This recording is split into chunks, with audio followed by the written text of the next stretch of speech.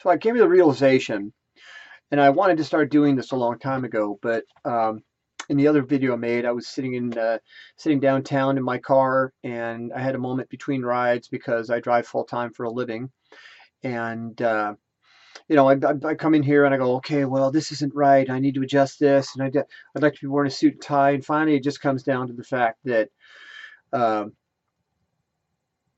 just like our laws, the things that people say matter. How, what, where, when, why? Maybe not so much. Maybe you listen more to a person who has a suit on and a tie, because I find it absolutely abhorrent that you would put a suit on and not wear a tie. You're not going to go out and get in your car and not have tires on it. It's called a suit for a reason. And this idea that we can wear less and less clothing and still have just as much of a impact on the people that we talk to. Hey, I'm your realtor. I'm wearing t-shirts and flip-flops, and yeah, I'm just another guy, just one of you guys. Give me $300,000 for this, for this house. Yes, no, professionalism. Be a professional. And okay, maybe you want to erode some of those stereotypical norms that we have in our world that do all of this and control how we interact with one another. That's fine. Let's go up, not down. Because if I walk up to a house that I'm looking at and you're a realtor and you look like a buffoon, I'm going to deal with somebody else, because your unwillingness to be a professional tells me there's a lot of other problems here. Okay? A lot of other problems. Not just your dress, but your attitude toward what you're doing. The devil is in the details. I saw a story on the internet, and I think that people do this because they're moved to a point that they can't understand why other human beings do what they do, and they're hoping that by expressing a truth that comes from someone else,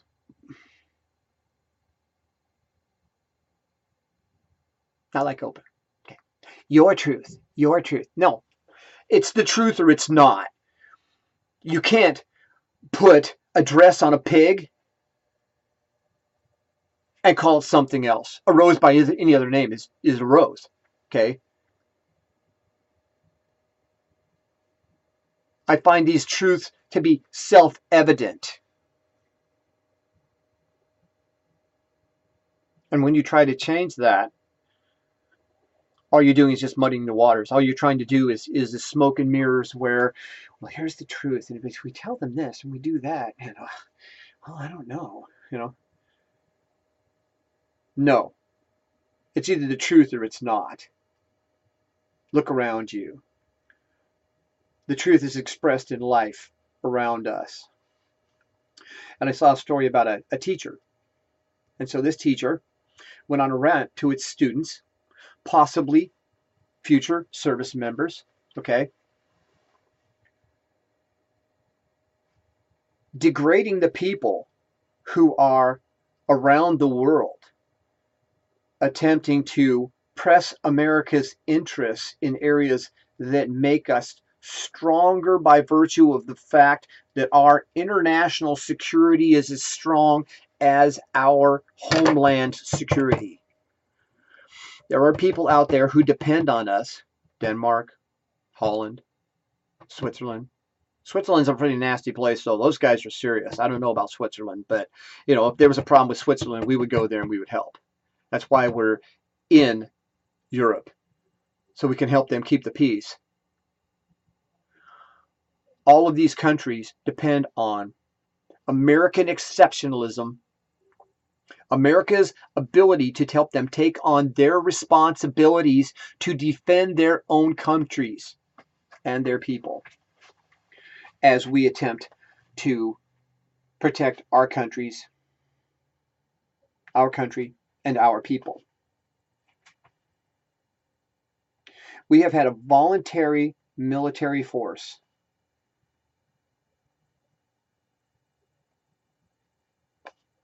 since the end of Vietnam. There was no need for us to do that anymore. These men who These men and women who volunteer to go and protect America's security and interests around the world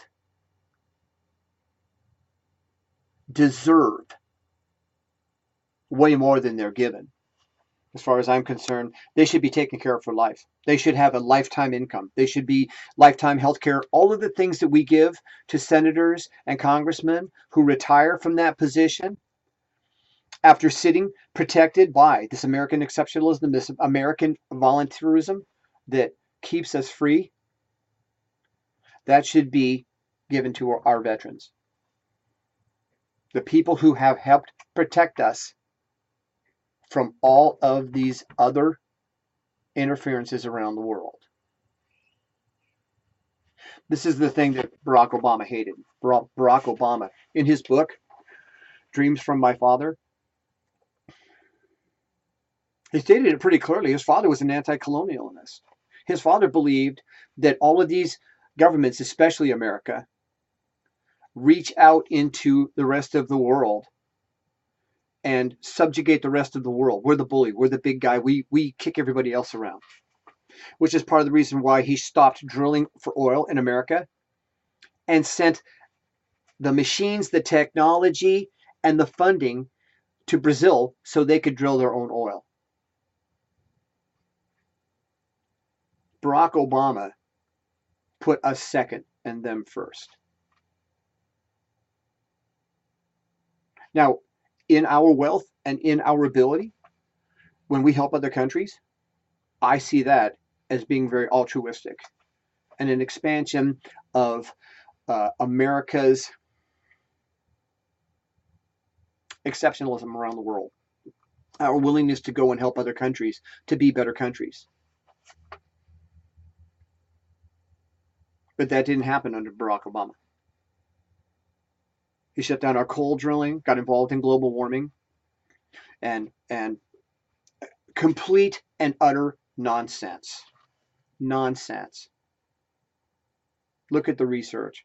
Oh, 97%. 97% of those people go to our government to get the money so they can live on these grants and write this crap science. When 97% of the people are wrong, what do we get? 97% of the people in America vote for someone like Stalin. Does that make it right? No. So this 97% consensus is bullshit.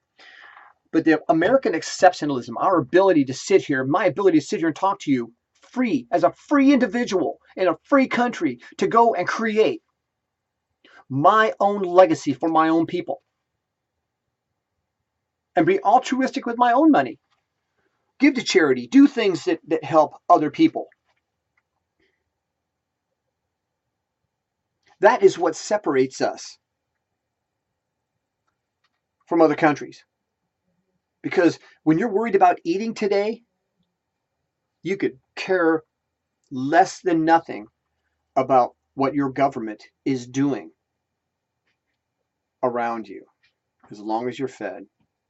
Socialism at its heart and at its finest.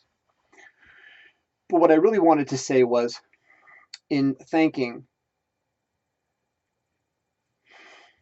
our military,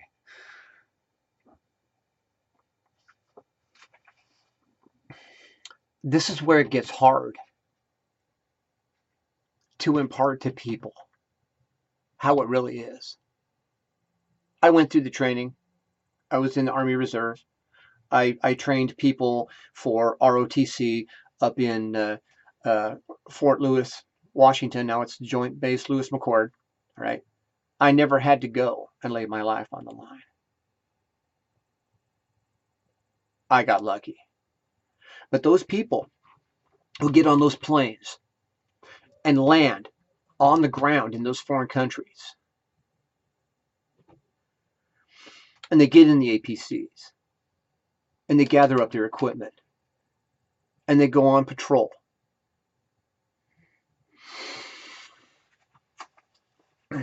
All I could say to this teacher who ranted against our military, how dare you? How dare you as you sit in the freest, most prosperous country in the world under the security that is provided.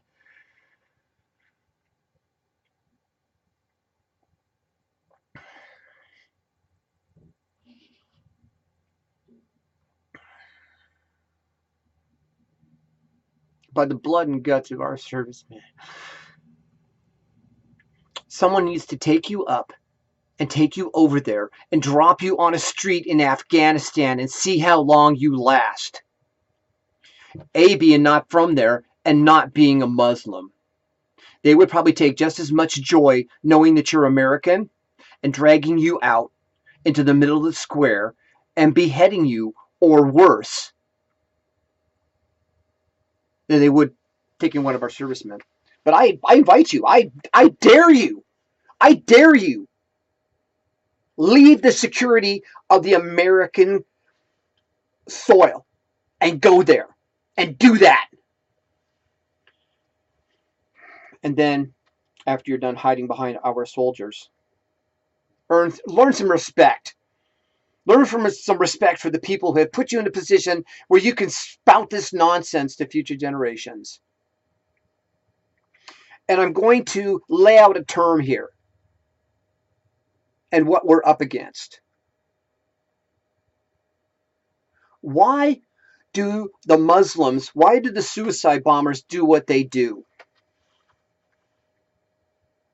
Now, after you're done rolling all this shit around in your head, like a one-armed bandit, and then all the letters click up in front of you, recognize this.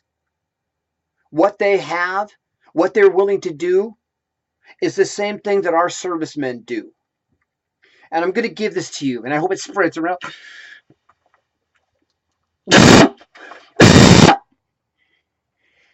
How dare you!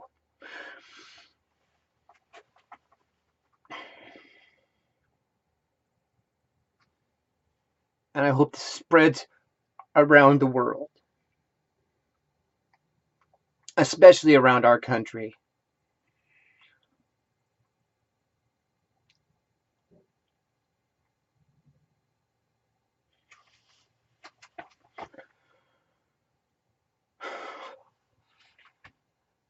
It makes me so angry I can barely even speak.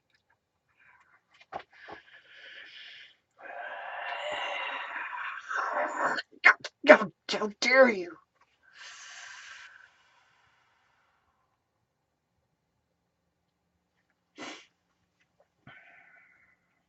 Suicidal devotion to your country.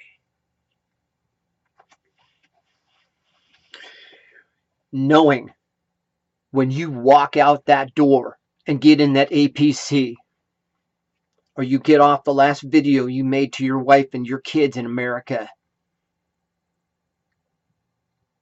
it may be the last thing that you do. Suicidal devotion to us, to the American people, not to a race, to our very existence as a country, as a people. Suicidal devotion to your country. To stand out there and burn our flag. And to say the things that you do about America. Leave our shores. Leave. Go to any other country in the world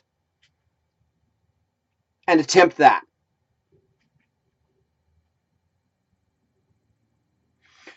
Americans are free because we have the right to do all of that. We can express ourselves. We have our First Amendment. We can defend ourselves. We have our Second Amendment.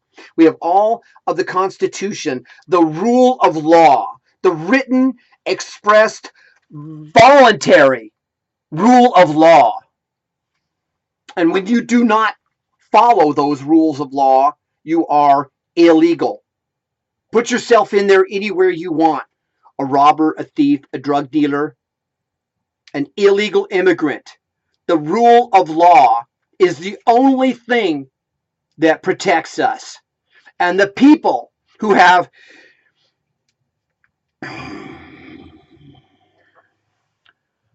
suicidal devotion to you, to our country, to the very essence of what we are.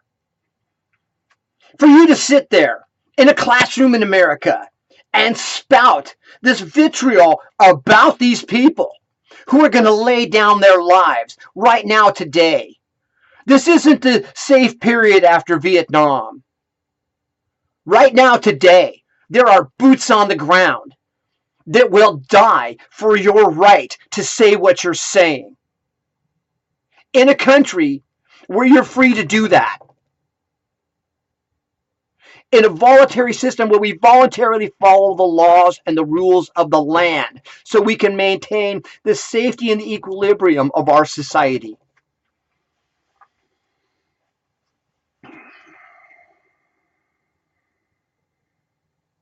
And Muslim suicide bombers, suicidal devotion to their cause.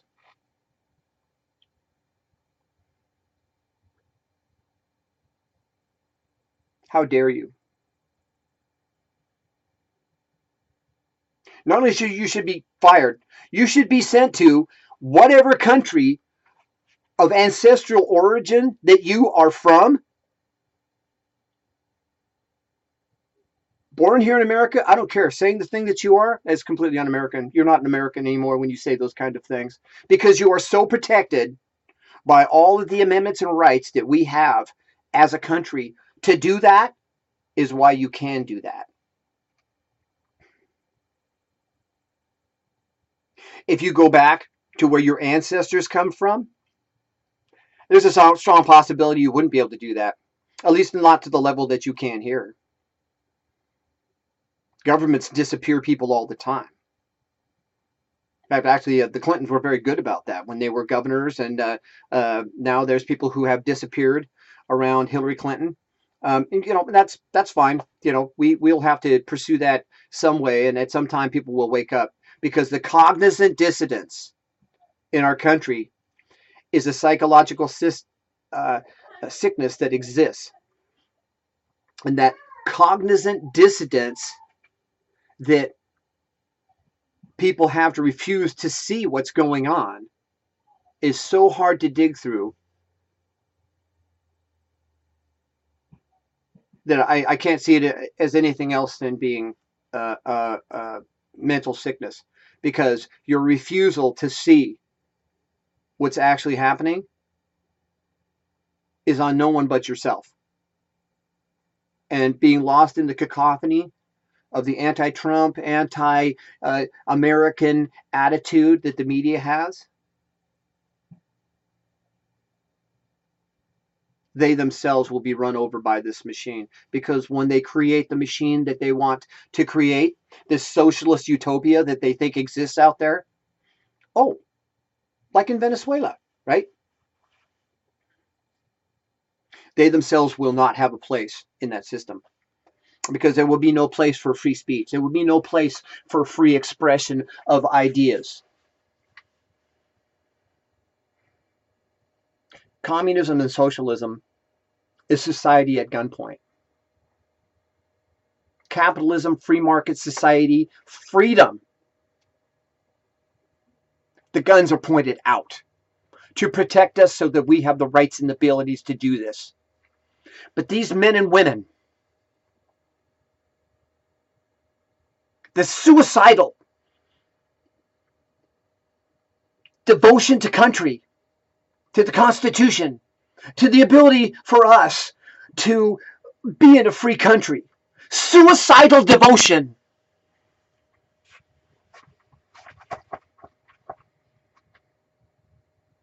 Look at yourself. Look at your life. Look at how you live. And I ask you, do you have suicidal devotion to anything? To your family? To what's right? To the truth of the Constitution and the American way?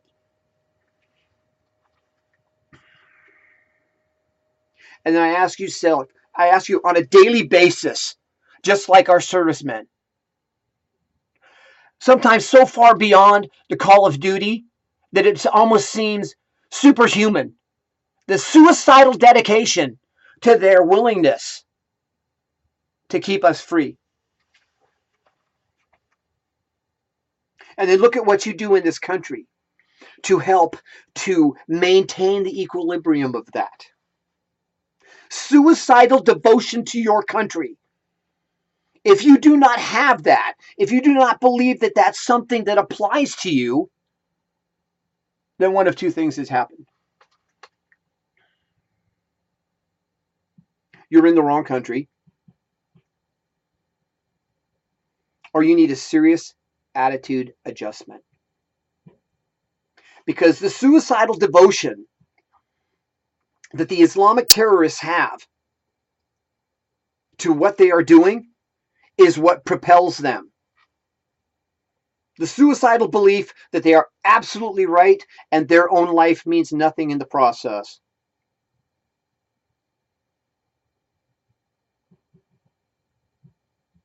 Our mastery ends at the water line and at the tree line. A bear, a squirrel, any animal out there has one thing on its mind: surviving through the day until tomorrow and doing it again. Because it's so easy in America. When you talk about people being poor in America, the 5% abject poverty in America, in other countries, those people wish that they could live at the 5% poverty level in the United States because it's literally a kingdom. Food, clothing, water, accesses to things like, oh my, an Obama phone.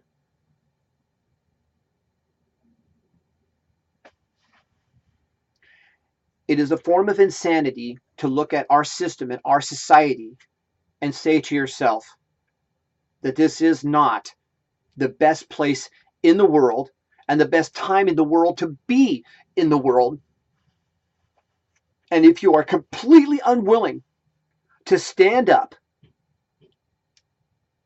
and be a part of the development and perpetuation of this system of greatness that we have been, by some serendipity, born into, and the people who stand in line and spend the time to get through the rule of law to become American citizens, when people can just walk in the door past these people, it denigrates the entire system down. And as that happens, that suicidal belief that we are the best country in the world, we have the most freest, most prosperous society for everyone within our borders in the world. You will decide who, how, where, when, what, why you will be in America. You will decide this yourself. The system has been skewed. It's been skewed because you have the 50 million people estimate that I've gotten from the Government Statistics Bureau are on welfare in America. A very small portion of that are people who it was designed for. The old, the infirm, temporary assistance for people who are injured. I fell off my bike one time when I was younger, and I ended up having to go down to the welfare office. And I was in casts up to my elbows in both of my arms. And they wanted to go and do x-rays on me. I had a stack of paperwork this thick from Harborview Hospital in Seattle, Washington. But they wanted to take x-rays of me because, well, look at this guy. He's, except for the cast, he'd be an able-bodied guy. We ought to make sure he's not trying to game the system. Well, I sit there, and these two women walk to the door, and the woman says, oh, maybe that's such a nice leather coat. Where'd you get that coat? Did you get that at Nordstrom's? That must look so good in your Cadillac. The system has been skewed because the New Deal was really a new deal for the Democrats. When they flipped the switch from being the racist, misogynist, murderous party of the South to being the quote-unquote champion of the black people, when they were able to do that with Franklin D. Roosevelt, holy crap. Cha-ching! Now you have a whole group of people who are bought and paid for so that you can get their votes. If I was on welfare, I'd vote Democrat. Although I'm shooting myself in the ass. I'm a private business owner. I drive people around for a living. It'd be just like me going out and popping holes in all my tires. That's my living. Don't take my living. But what it does is it tears apart and frays the very essence of our economy and our society, which is be free, be a responsible American citizen. Not black, not white, not this, not that. I don't care what your bent or your genre is. Go out and be a part of this great opportunity in this place in the world and place in time, and make it better. By developing yourself. Trillions and trillions of dollars have been poured into these communities that have this abject poverty. And the reason they're still in abject poverty is because the billions and billions of dollars you pour in there aren't for jobs, aren't for structural improvements, aren't for the things that will help people have better lives. They're poured in there so that people sit in one place and get fed with a spoon, and when it comes time for them to vote, your Stalinist, socialist ideology under the Democratic Party will at least not go under, and possibly and hopefully be advanced like it was over the last 8 years. And when he was first elected, I thought, oh, okay, so we've hired a Muslim to protect us from the Muslims. And then we started to see the erosion of our military's ability to attempt to correct a imbalance in the Middle East. And it didn't work. It still doesn't work. Because Obama was an anti-colonialist. He wanted us to get out of the Middle East. And he considered Israel to be the bad guys. The bad guys are doing this. Okay? No, it's not. It's not how that works. If someone was at our shores right now saying that our country doesn't belong to us, and if you want to look at the bigger picture, basically, we took America from the Indians. Yes, I'm sorry, it's a travesty that will probably never be righted. But at the same time, if you want to apply that same principle, Israel received that land that had been conquered by the English as their homeland, as had been promised in the Torah and in the Bible. And so what we need to do is recognize that suicidal devotion to a cause, to our country, to your family, to yourself, will drive you to do what needs to happen. Yeah, otherwise you have no one to blame but yourselves. Baba. Hey. Come here. Come here, Danny. Come here, little baby. Come here. Okay. All right. Jimmy Kimmel, I got this for you, buddy. Okay? Yeah. You, Deanna? Okay? Suicidal devotion to what matters. To our country.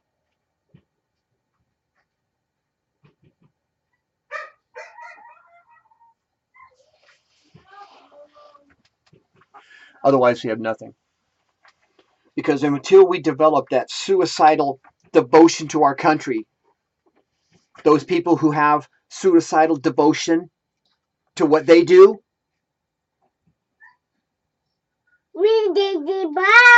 We'll find fertile ground here in America for developing that. Papa, he's a busy. Yeah. Whoa. Hey, I want to ask you what you'd do if somebody landed on our shores right now. Are you going to hide in the Midwest? Are you going to go to the shores and lie on the shores, which is why the Japanese would not attempt to invade America, because one of their generals said after the war, we would find a gun behind every blade of grass. Suicidal devotion to what you believe in. No. Like our military. Once again, I can't imagine. I can't imagine what it would be like to go to the Middle East and relinquish the safety of America to go and attempt to help people in another society when your own people denigrate you to the next generation on your own shores. That would make me and everyone that I knew, because I would tell them that it is futile for you to go and defend America if the people in America do not have your back. The American military.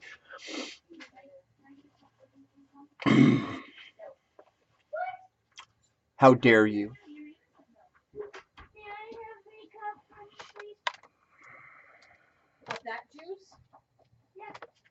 Gotta be able to turn this damn thing off somehow.